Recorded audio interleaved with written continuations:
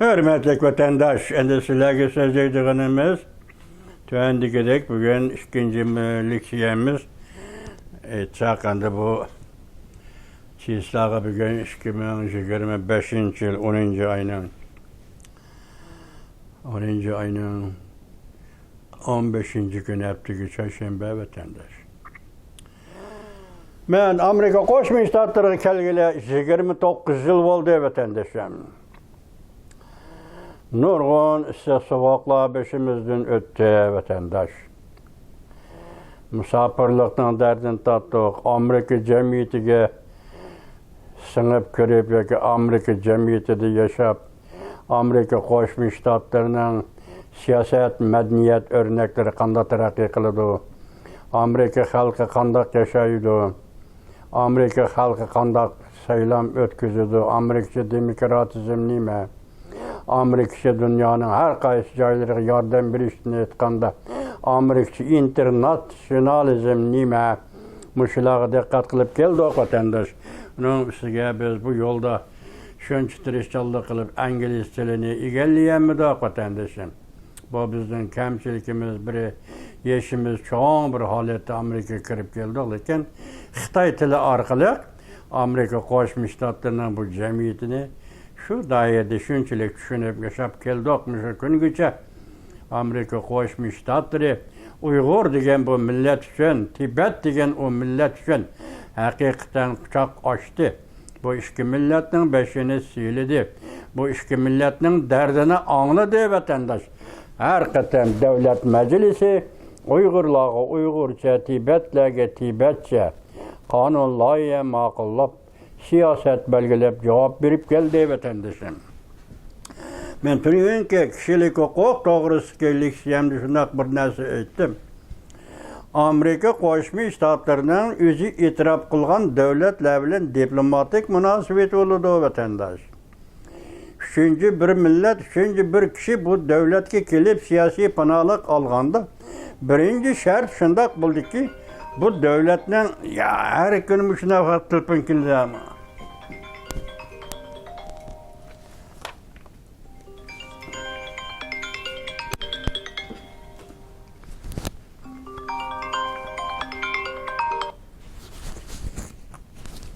Alo? Alo? Söz davatı mı? Söz davatı mı?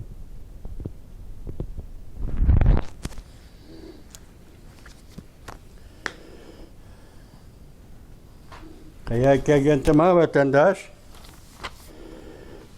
Amerika Qo'shma Shtatlariga keldik. Uyg'urlarga Uyg'urcha, Tibetlarga Tibetcha muomala qildi. Shu bunda yashab keldik. Shu bunda ilgariga tajribalarimiz asosida shunaqa yerdan boshlashman dedim. Ana davlatlararo diplomatik munosabat bo'ladi. Diplomatik münasebette qaysi doirada bo'lsa, biz yashayotgan odamning birinchi vazifasi Amerikada yer elib yashayotgan odamning birinchi vazifasi avval shu davlatning diplomatik siyosatini hurmat qilish to'g'ri keldi vatandosh. Birinci işimiz, kıldığan işimiz şu devletten tashqi siyosatini, diplomatik siyosatini. Mesela biz Uyg'urlar bizni Xitoylar bizni mustamlik qildi. Kişilik hukukimiz depsendik kıldı deb dava açkan ikenmiz, muşu meselede Amerika ile Xitoy o'rtasida diplomatik münasebetinin barda keldi münasebetini hürmet kılışık doğru keldi vatandaş. Eğer birimiz tağdın sözlesek, birimiz bağdın sözlesek, birimiz şuar tovlap tağdın tovlasak, birimiz bağdın tovlasak, bu şuarların hemisi Amerika Qo'shma Shtatlari shuncha keng qo'saqlik qildi Uyg'urlar uchun. Shuncha keng qo'saqlik qildi. Bu şuarların hemisi sohbet üstünde Amerika'nın aldığı taşlarıydı. Sen planını siyasi panalık verdin, mandak dedi o. Sen planını kollap kuvvetildin, andak dedi o. Nimi deysen de her günü Amerika diplomatlarına aldığı koydu bunda gitti kendine. Lamda vatandaş, müşnasenin hemisi. Mesela Amerika hazırı siyasi panalık diye ne kızın çıkarmadı. Xitoy hükümeti hem Uyg'urlarga siyasi panolik berdingu degan gapni qizdan chiqarmadi hozirgacha. Bo'lmasa bu ikki davlat o'rtasida diplomatik masala yoki so'rkilishadigan yoki bir-birini tanqid qilishadigan ahvol shakllandi vatan. Shunga bizdan qiladiganimiz Amerika Qo'shma Shtatlari Davlat Majlisi, Amerika xalqi va siyosiy arboblari kishilik huquqni so'zla degan ekan, biz shuni so'zlaymiz vatandosh. Şu asası sözleydiğin başka sözlerimizi sözleymez. Asla sözleymez. Qayta sözleymez. Bunu ufturmaz. Amerika Qo'shma Shtatlariga tushundirmez. Mana shunday. Ben bu 29 yıl jarayonida Uyg'urlarning hayoti bilan Tibetlarning hayotini selishtirib boqdim vatandosh. Uyg'urlarning hayoti bilan Tibetlarning hayotini selishtirib boqdim. Uyg'urlarning hayoti til haqorat. Şu derecede kopal şekilde ben şunun içinde vatandaş. Çünkü insan ben hücum kılıversen, hakaret kılıversen ben sana cevap kaytırım ben insan ben. Bu noktada.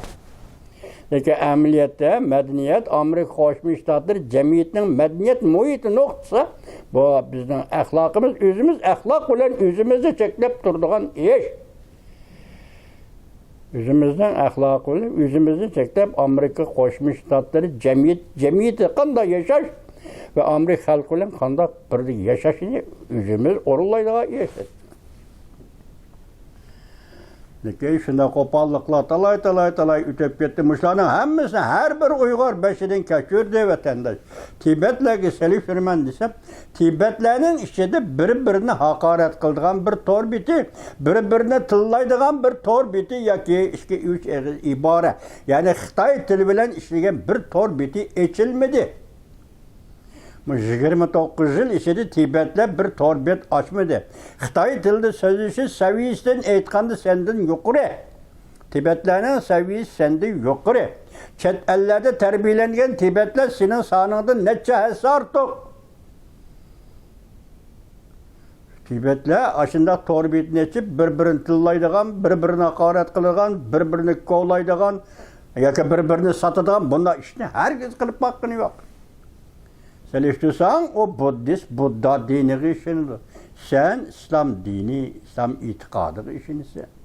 Seliştir baka üzen. Benim buna demek boğunum vatandaş beni geçiriyorum bugün. Bir kadın faaliyet kılıvatkan adamlar kişilik hukuk dedi deyip anağını deyip unutulursa. Yani faaliyet kılıvatkan adamlarına abdunam rayin dedi deyip bunu anağını dadağını panağını deyip unutulursa. Biz Amerika'ya kişilik hukuk davası kılımız dep keldik. Amerika'dan biraz siyasi erbab oturgu çıkıp sen müstakillik alamsan, avtonomiya alamsan, federasiya alamsan dep sorap bakkın yok. Üzemnin beşinin ötken iş bilen şunu hulasılsan bir iş gelip sen nime talep kılsan dep sorap bakkın yok. Ayrı muhbirlarını hesap kalmaganda. Sorap bakkın yok. Amerika mışında sözlerde ihtiyat çallıklı. Her bir cümle sözge, her bir hareketke. Amerikalık erbaplar şundak muamılık kılıp geldi. Lekin biz Uygurlar nemişka hiç kandak gap yok, hiç kandak işni hiç kandak netice yok, hiç kandak bir narsa kol kemmey durup sen avtonom dedin, sen kişilik hukuk dedin, undak dedin, sen undakçı, sen hain, sen öz takdirini belirleydiysen sen hain. Tak tülügün oturgun çıktı o işki kalba. Vatandaş. Yani biz şu günde bunda çeçilip yaşaydıgan millet emez. Bizge çeçilip yaşaydıgan hukuk neşkin bergen emez. Her bir Uygur özümüzden derdini özümüz bilimiz.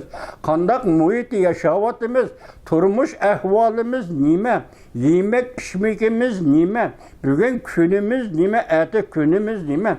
İnsan Uygur, her bir Uygur insan muşunu oylaşılan, muşu günde, muşun azabı da, muşunun etisi ve ögün için başka durup yaşavatkan Uygurlar. Senin til hakaretin ne, töhmetin ne? Yani birisini ikinci bir Uygur kötürelmez. Xuddi şunun okşar sen bu til hakaretini yani birini kötüremez. Çünkü sen bu adam var. Ne mi zürriyeti var? Ne mi zürriyeti var? Hem de kızık yeri hiç demini bilmeysen bu saha kırvelip o tağdan bu tağda anlıvagan gep bile oturgu çıkıp başkalarını rencit deyiş, başkalarını tanqid qildi deyip, başkalarını tilli bilish, haqorat qilishdan var, nima? bilmesen. Eğer münazara, muhakeme kılman desem, bildiğin yol bilen kir. Bizden öğrenigen, düşündüğün yol bilen kir. Onun ilmiliki nime, ilmiliki nime, ilmi bulmay başka pasıp taraftan kirvatkan tarafları nime. Üzen ankırıp, üzeni tutuvelip, cemiyet aldı da, Uygur cemiyet aldı da, üzeni tanışıvelip, ondan ekranı çıkıp, kompüterı çıkıp, bir nime desen buludu o. Vatandaş, ben başta nime dedim? Kişilik hukuk, içpege yol, halkara cemiyet. Kişilik hukuk, içpege yol, Amerika Koşmuş Ştatlarının siyaset havası. Yaki taşkı siyaseti. Kişilik hukuk, sen şunundan başlaysan. Diğerlik sen bunu ilgilik hukuk demedin, sen onu müstakillik demedin. Kim sen ey? Kim? Başında başkalarına çekiliş, başkalarına hücum kılış, başkalarına avar kılış. Ne zaruriyeti var? Arapaka Tibetlerge 29 yıl bir Tibet hakaret kılan gepten bakmadım ben. Bir Tibet ağzımızı sözlügen Tibet'te mağnap bakmadım dalaylaman. Ne mi şu bu sözleydi? Mani medeniyet deyimiz. Mani bunu medeniyetlik millet, yaki medeniyetlik cemiyet kurup çıkağılıgan millet de patayımız.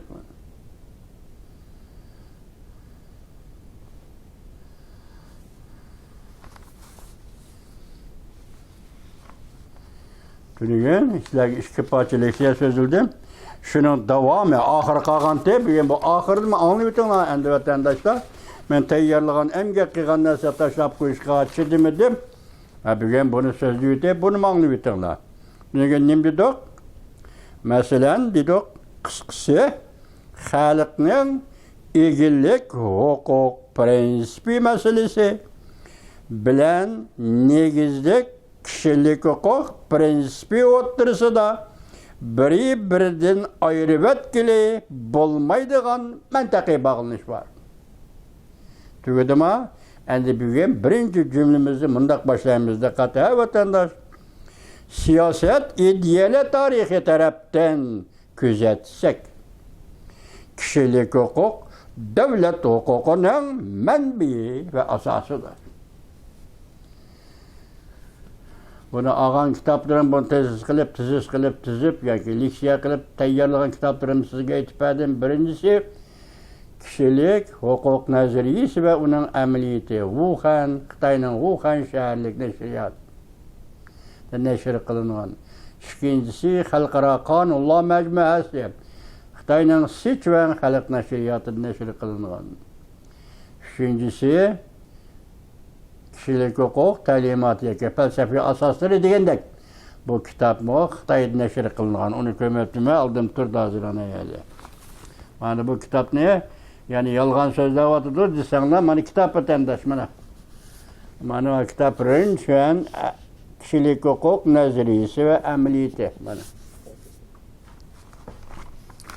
Bu kitaplarda elip silahı sözler vatımız hazırlanan bugünkü mavzusu bunun siyaset ideali tarihi taraftan gözetsek kişilik hukuk devlet hukukunun menbi ve asasıdır. Kanka kişilik hukuk bilen ilgilik hukuk bir-biriga mantaqi bağlanışlık hukuklardır degen gep doğru mu eken yoki kişilik hukuk ilgilik hukukdan üstün buldu, ilgilik hukuk keyin keldi, bu qildi, bu qildi deydigan gep. Vatandaş, bilseniz bir ishni anqiralısınız, şu doğru gep qiling. Bilmeseniz, yüzünüzde tutib olsanız, bu nəhayət yüksek ahlak olur sizga. Xalqning egilik huquqi prinsipi negizli kişilik hukuk prinsipidan boshlangan. Xalqning egilik huquqida boshida so'zladik. Davlat huquqi, egilik huquq mundaq bo'ladi deb so'zlab bo'ldik. Shu egilik huquq amaliyotda negizli kişilik hukuk prinsipidan boshlangan.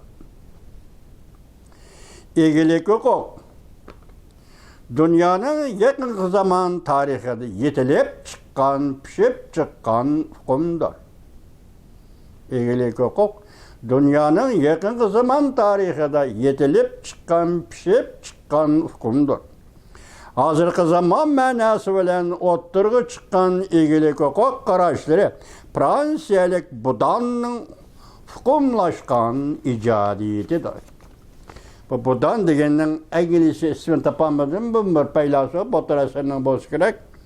Fransiyalik paylaşı budanın hukumlaşkan icadiyetidir. Demek muşu kişi otur koygan. Ben bunu lügat dizde tapamadım. Tapsam kaçan kaysı vaxt otur koyganlık eni kulattı. Fransiyalik paylaşı budan hukumlaşkan icadiyet sebeti de igilik hukuk diye hukumunu oturup koygan. Buna mı ilgisi var mı? İlgisi var şey kategoriye. O felsefi kategoriye de. Felsefi hukumda. Şuna onun ilgisi olur.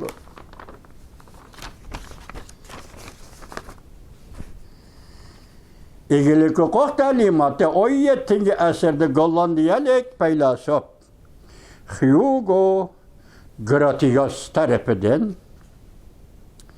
17. əsrdə Gollandiyalik paylaşıb Hugo Grotius tərəfindən tərəqqi qıldırıldı.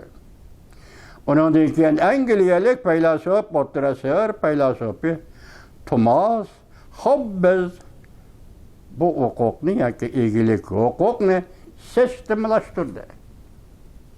Oxiri Fransiyalik paylasuf Rousseau radikal demokratizm nazariyasi bilan birlashtirib va ijtimoiy ahdnoma nazariyasi bilan birlashtirib xalq umumiyati ideyasini o'ttirib qo'yib xalqning igilik huquqi nazariyasini birga o'ttirib qo'ydi.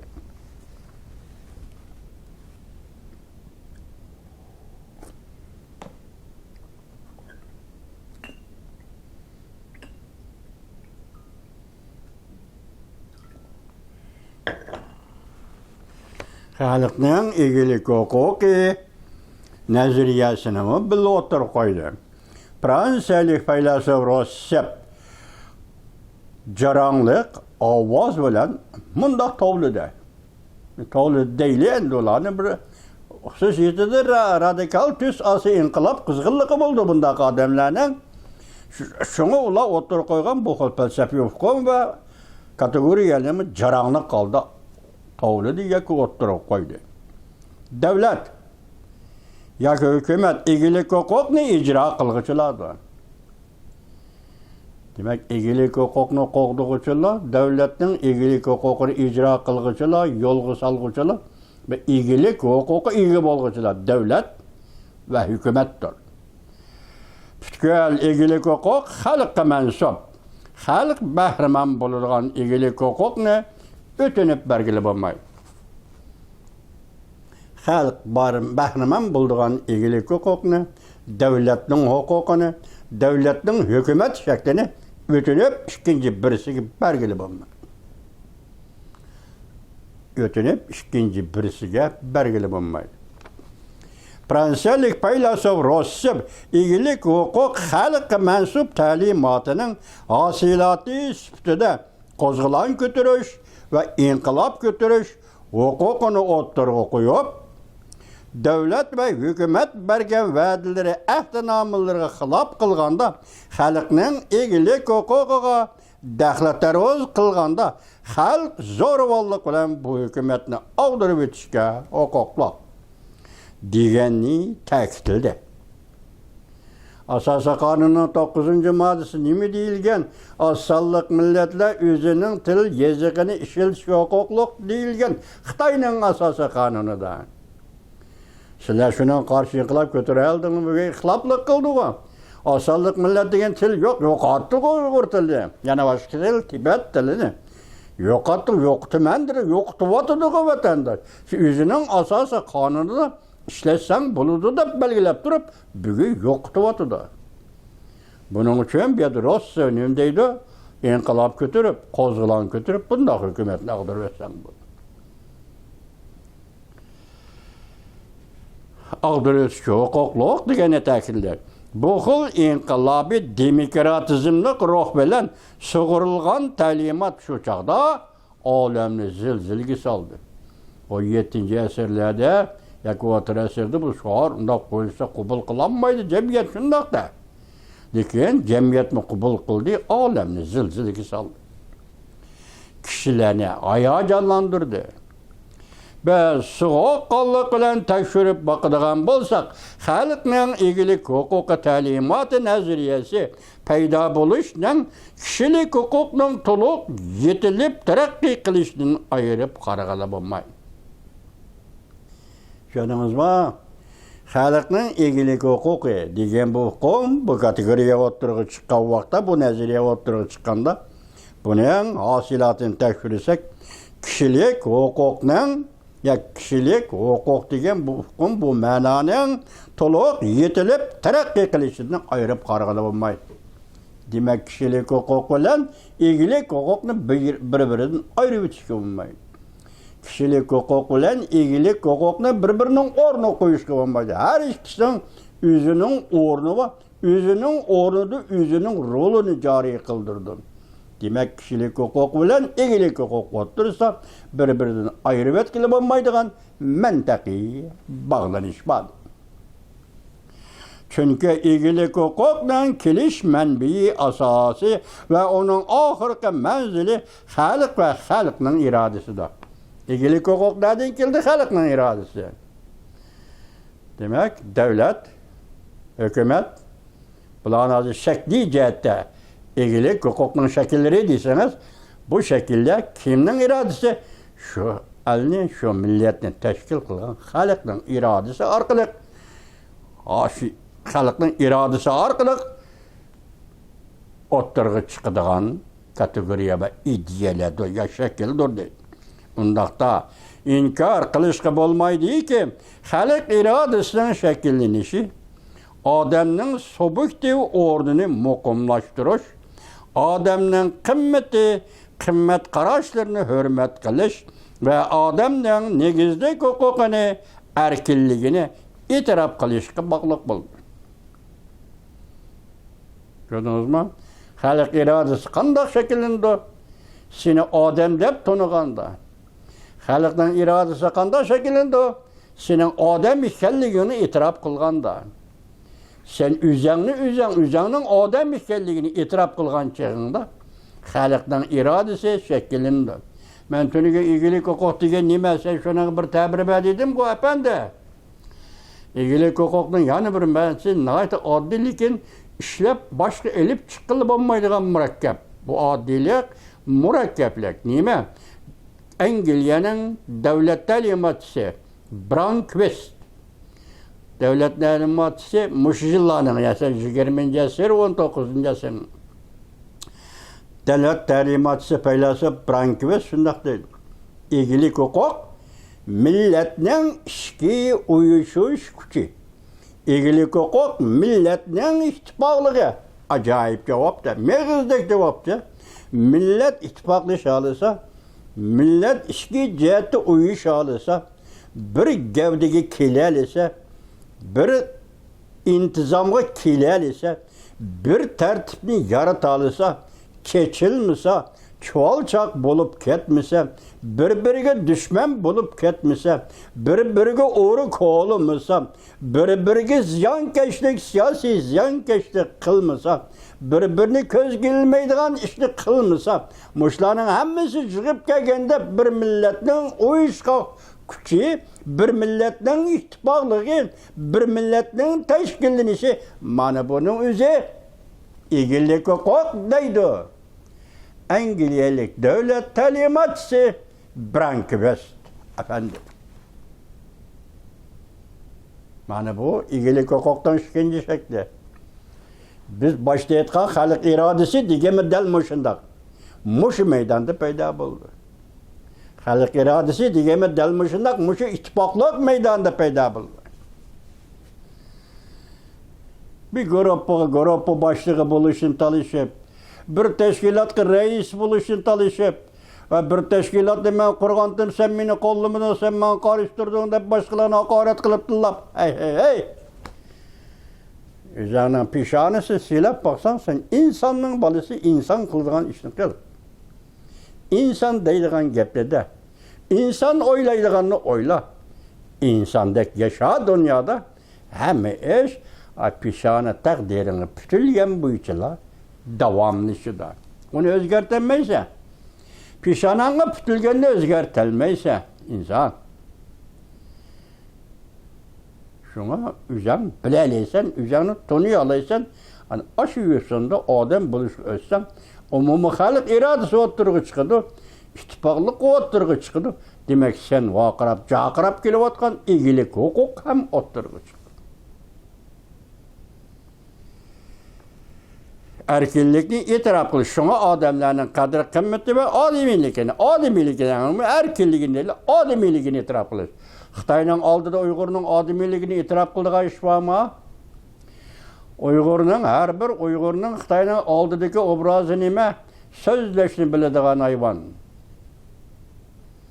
So'zlashni biladigan qurol, ishiltishga biladigan qurol. Bugungi majburiy emgak so'zlashni biladigan hayvon ne? Uyg'urni Xitoy o'zining nazardagi shu Uyg'urni majburiy emgak silib, uni ekspluatatsiya qilib, onun qeni ve cenebediligi dollar hecdavatkan Xitaylar.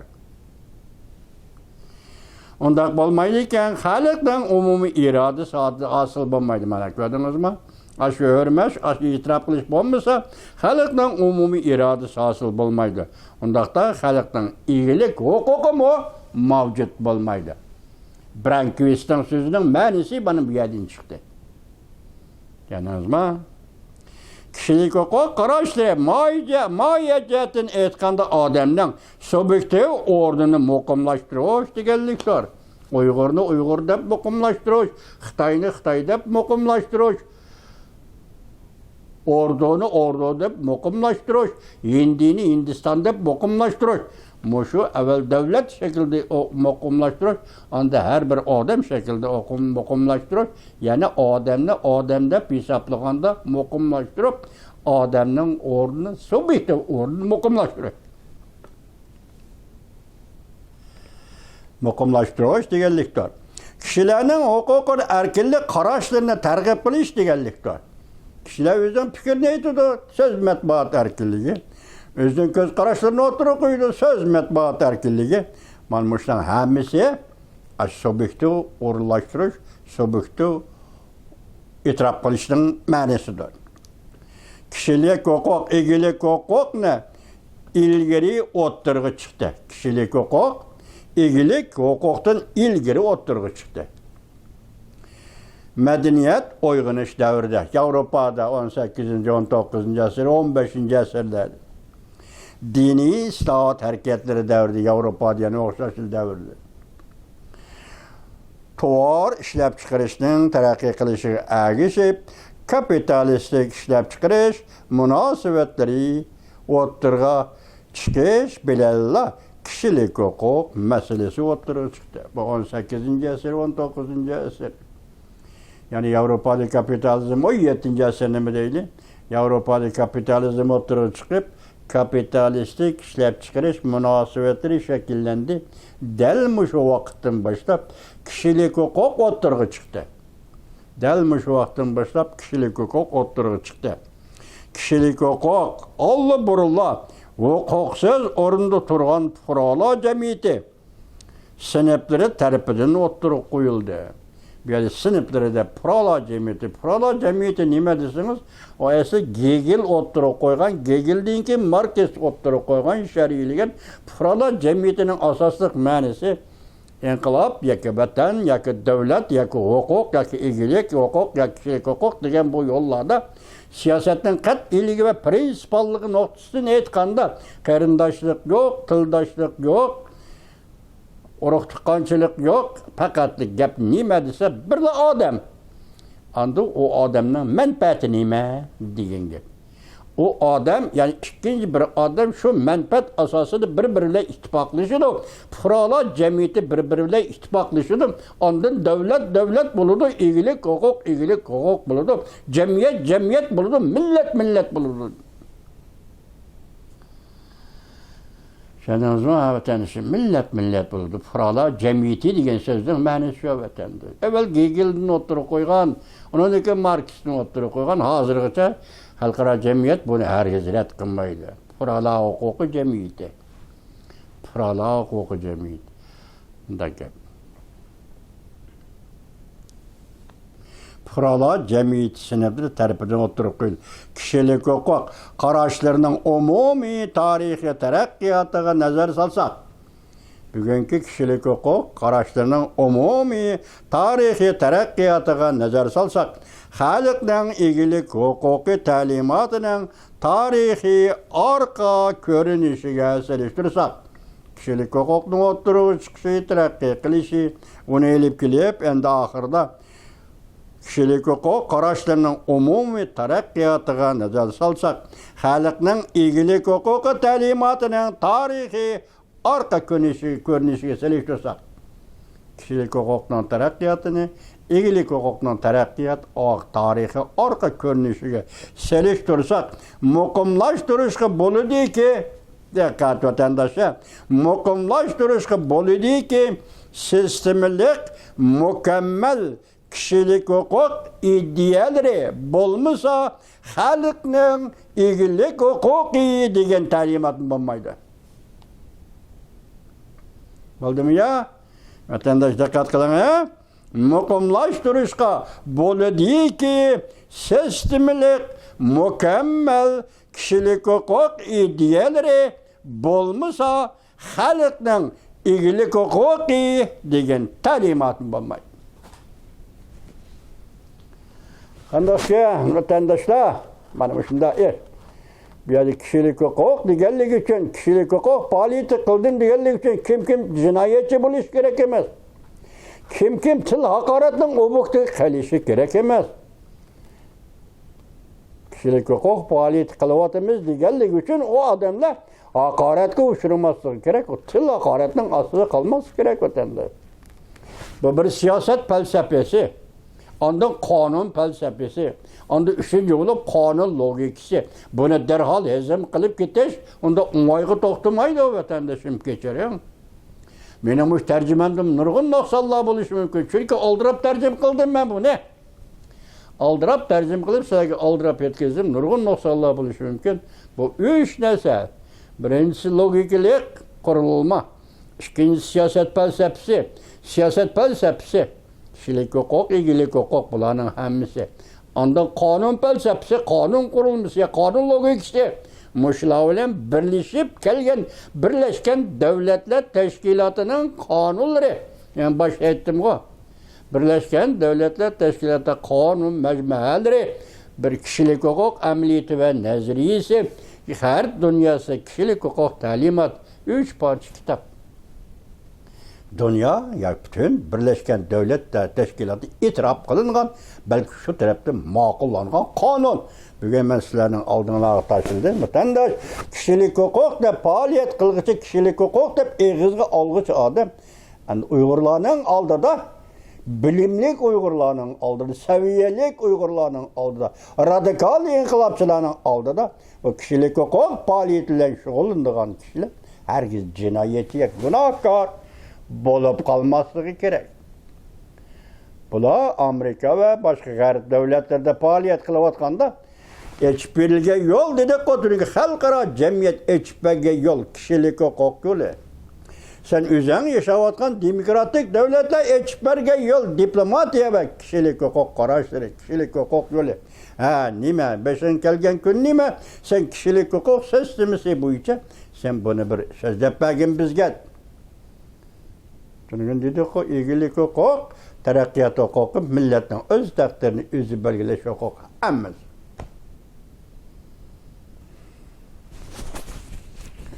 Rahmet vatandaşlarım. Allah belginlerine rahmet. Minen işlemle Allah belginlerine rahmet vatandaşı. Her bir vatandaşımga minlarca rahmet vatandaşlarım.